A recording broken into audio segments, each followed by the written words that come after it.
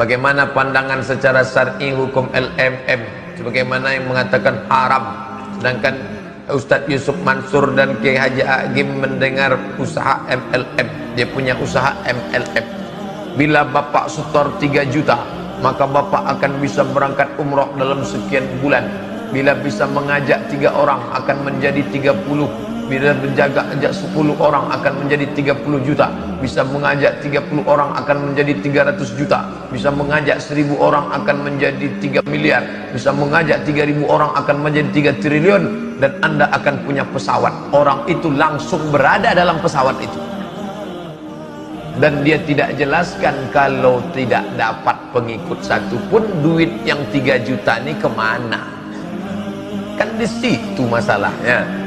Ketika duit itu tidak balik, ada 1000 orang di Pekanbaru yang bayar 3 juta, 3 juta kali 1000 sudah 3 miliar duit diputar. Makanya yang saya tanya, duit awalnya balik apa tak balik? Tak balik Pak Ustadz. Sama dengan Pandawa. Apa bedanya dengan Dimas Kanjeng? Duit itu aja yang diputar-putarnya, tak balik, tak balik, tak balik, tak balik. 1000 orang Pekanbaru ini orang bukan main banyak, penduduknya 1.200.000. 1%-nya aja 1000 orang, itu sudah duit berputar 3 miliar. Itulah yang kata dia invest itu. Anda bulan ini berhasil karena bisa mengikut ini, Anda invest. Dia tidak ada invest apa-apa, duit itu saja yang diputarnya. Putar, putar, putar, salah putar, lari. Maka kaedahnya kalau ada tipu, gharar, ada gambling, judi, ada zulm, aniaya, maka dia tidak bisa dibenarkan. Pak Ustadz, saya ikut program ini punya Ustadz Al-Mukarram Fulan. Duit awalnya kalau kamu tak bisa ngajak anggota, balik apa tak balik? Balik Pak Ustadz. Ya tak apa-apa. Tapi kalau tak balik, di situ letak masalah. Yang katanya bertujuan untuk membantu IRT bekerja di rumah, apakah usaha tersebut halal atau haram? Sudah sering saya jawab ini. Multi level itu adalah sesuatu yang syubhat minimal dan banyak ghararnya, gitu kan? Tidak ada hak kita secara syar'i, teman-teman sekalian, untuk mendapatkan bonus dari jaringan yang ke dalam. Gak ada hak kita. Dari mana orang yang kerja kita yang dapat? Oh, karena saya pertama yang cari si A. Baik, si A mendapatkan si B, si C dapatkan si D. Si D ini gak pernah ketemu dengan saya. Tapi karena dia jaringan saya dapat hasil kerjanya. Dari mana ini? Masa gara-gara saya adakan pelatihan sekolah, guru-guru, kemudian setiap guru yang saya latih harus dari gajinya dipotong dikasih ke saya? Ada urusannya. Ini saya sudah syubhat nih. Mendapatkan uang dari jaringan itu adalah hal yang syubhat yang harus ditinggalkan, teman-teman sekalian. Dan ada satu penyakit yang berbahaya dalam multi level. Ini jangan tersinggung kalau ada yang bermain di sini. Cuman coba direnungin saja. Karena saya dulu pernah jadi aktivisnya juga, gitu kan. Bahkan saya pernah jadi master trainer. Setelah saya telusurin hukum syar'inya, ini kayaknya masalah nih, gitu kan. Gharar luar biasa. Diiming-imingkan janji bermacam-macam dan ternyata itu pun dijanjikan kendaraan, motor, mobil, rumah dan segala. Ini semua adalah janji-janji yang mengharuskan ada target tertentu, dan kalau sampai pada target itu harus dipertahankan karena setiap bulan dicicilkan, bukan dikasih cash. Kalau turun dari poinnya maka tidak akan dapat fasilitas itu. Misal, bagaimana caranya? Orang sudah juhud, orang sudah berusaha dan terlalu rumit masalahnya. Dan yang jadi masalah saya bilang tadi, orang kalau mau multi level tercipta image-nya, itu sudah tidak ada usaha lain yang berhasil, cuman ini susah dia untuk keluar. Coba renungin deh, sampai dulu saya pernah mengalami secara kejiwaan itu. Jadi kita menganggap setiap orang bicara apapun kecil, udah ini yang paling bagus, kita kembali prospek dia lagi, gitu kan. Menganggap kita yang paling hebat, padahal produknya untungnya berapa banyak kerugian dan waktu yang dihabiskan, gitu kan. Berapa orang yang sukses, coba berapa orang yang dapat mobil tuh. Bahkan saya waktu itu berhenti, akhirnya saya keluar karena saya mendapatkan ternyata data-data dari beberapa orang yang sudah sampai pada tingkat tinggi. Ini orang yang didatangkan untuk bicara di panggung, dusta ternyata, ada kedustaan. Kedustaan itu ternyata dia bukan orang prestasi tapi dikasih mobil BMW, disuruh tampil, cuma dia motivator, teriak-teriak supaya orang lain mau ikut. Padahal dia dikasih oleh perusahaan sebagai promo untuk menunjukkan kalau orang lain dia bisa nih. Padahal sebenarnya tidak seperti itu. Ada teman-teman saya sampai dapat mobil, iya. Tapi mobil itu pun saya tanya, antum dibeliin cash setelah omset sekian miliar? Enggak. Saya dikasih cicilan, setiap bulan dikasih sekitar 3 atau 4 juta cicilan, bayar cicilan mobil. Kalau poin tidak tercapai, maka akan tidak mendapatkan cicilan itu. Jadi akhirnya ada unsur-unsur itu, gitu kan?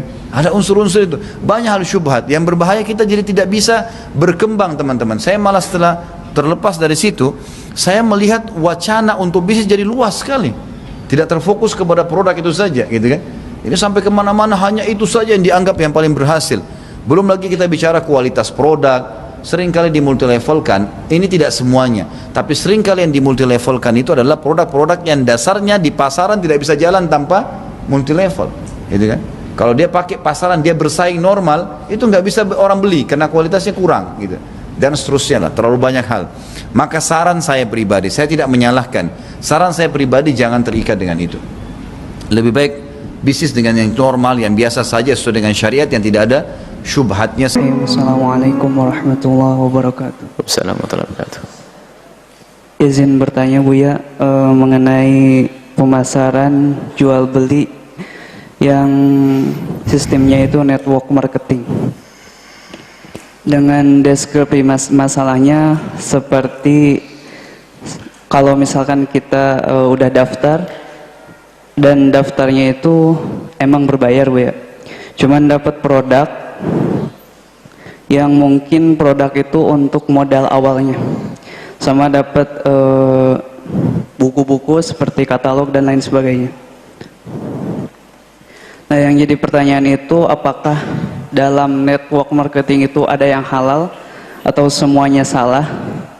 Terus bagaimana tentang hukum kaki-kaki ke bawahnya itu Bu ya?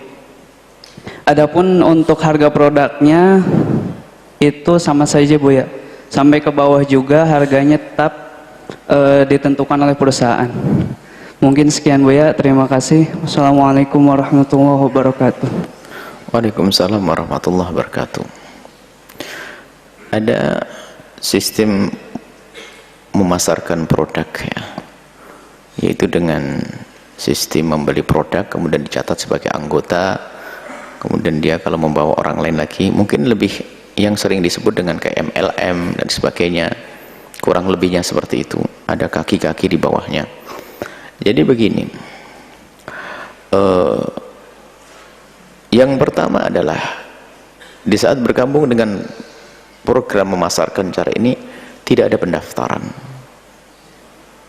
Kalau ada pendaftaran nanti kadang yang dipikirkan bukan produknya, akan tapi uang pendaftaran itu yang akan dibagi-bagi dari bosnya yang paling kaya, kemudian dari setiap anggota dan kaki-kakinya itu yang berebut tentang uang pendaftaran ini, sehingga nanti yang terjadi adalah bukan dari penghasilan jual beli, akan tapi dari uang pendaftaran itulah bosnya yang paling atas menjadi kaya. Nah, ini yang tidak diperkenankan. Jadi nggak ada produknya tadi, setelah daftar membayar kan dibagi ini dapat dari ini terus, itu yang nggak dibenarkan itu, karena itu adalah bohongan, itu bukan marketing. Itu ada itu mengambil uang dari orang yang di bawahnya dengan halus. Akan tapi jika tidak ada pendaftaran, Anda membeli produk normal. Maknanya normal gimana? Di saat Anda beli, saya mungkin orang paling atas, produsennya deh, Anda membeli kepada saya harganya 100.000 sebagai anggota, tapi orang lain yang pengen belanja saya jual di pasar harganya sama 100.000. Jadi nggak ada dikemas, harga dinaikkan, di dalamnya ada upaya untuk tadi, untuk mengambil. Sebab kadang-kadang kalau sudah MLM dan yang lainnya itu harganya menjadi harga khayal, karena bukan barangnya yang diinginkan. Jadi perputarannya itu melalui kaki-kaki yang beli itu, sehingga setiap yang belanja maka saya dapat, kemudian di bawahnya lagi yang memberitahu pun dapat, dan seterusnya. Nah, ini yang pertama, tidak pakai daftar.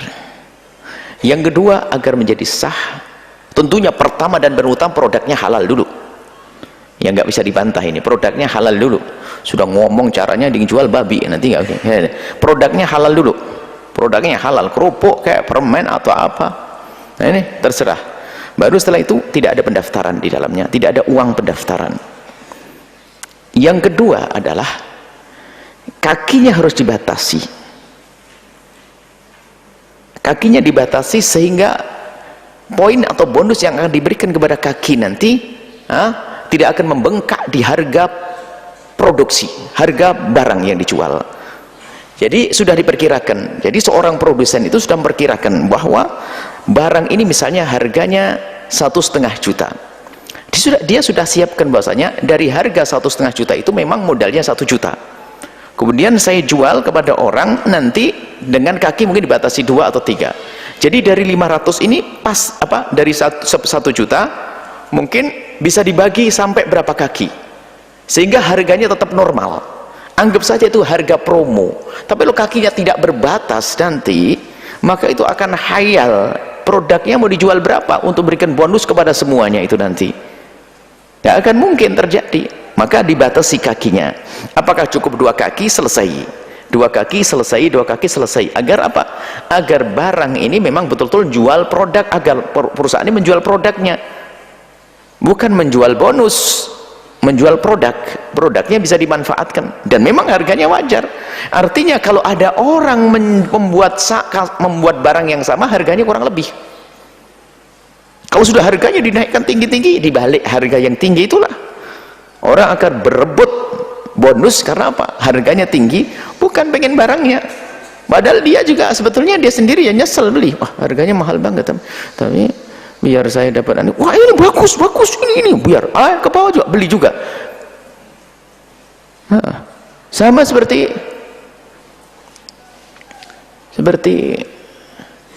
bohong. Ada ceritanya, saya sebagai cerita lucu tapi jangan ngakak ya. Kalau tidak lucu ya juga jangan ngakak.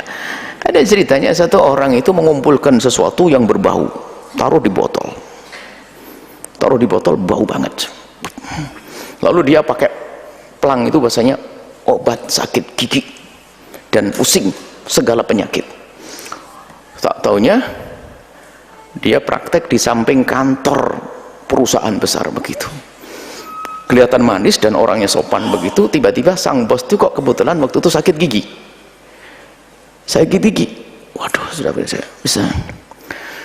Karena sakit gigi, wah ada asistennya pada ngikut karyawannya pada ngelihat bosnya mau berobat. Setelah itu di hari itu katanya, gimana cara obatnya? Sudah, kau cium saja ini nanti sembuh. Setelah nyium begitu, baunya astagfirullah. Saya tidak mau dibohongi sendiri. Sembuh, Allah, masya Allah sembuh. Dia langsung naik ke atas, padahal masih sakit. Dia ngomong sembuh. Sekretarisnya bilang, bos sembuh. Saya pusing. Lalu saya ngambil. Saya juga berobat, bayar loh. Dibohongi bos saya. Oh sembuh juga. Nah inilah MLM. Dia sendiri beres nyesel beli produk, cuman karena dia pengen balik duitnya, dia ngomong kepada yang lain, wow bagus produknya. Awas, hati-hati. Kalau kasusnya membohongi orang dosa, nggak benar. Tapi kalau MLM dibatasi kakinya dan harga perusahaannya, maka normal itu bau wangi bukan bau busuk. Nah gambarannya kayak begitu. Maka ada MLM yang diberi label halal, kita husnudon, tentu akan batasi. Kalau kakinya tidak dibatasi akan hayal. Nggak usah pakai hujah pahala dari Allah nggak berbatas. Kan pahala dari Allah nggak berbatas memang iya. Man dalla ala khairin falahu ajrun mithlu ajri fa'ilihi. Kalau kamu berikan petunjuk ada orang, kamu dapat pahala utuh. Ini utuh-utuh. Ini kan pahala dari Allah yang tidak berbatas. Produk ini harganya mau diangkat ke berapa? Makanya banyak kisah LMM itu adalah produknya nggak bisa dipakai, nggak sesuai dengan harganya. Ingat dulu produk MLM dari mana gini-gini. Kemudian yang diiming-iming apa? Anda tidak usah menjadi direktur, Anda punya gaji lebih banyak dari direktur. Bisa? Nah, itulah ini enggak seperti itu ya. Tapi kalau dibatasi tidak daftar yang pertama dan dibatasi kakinya sehingga akan menjadikan harga tetap normal, itu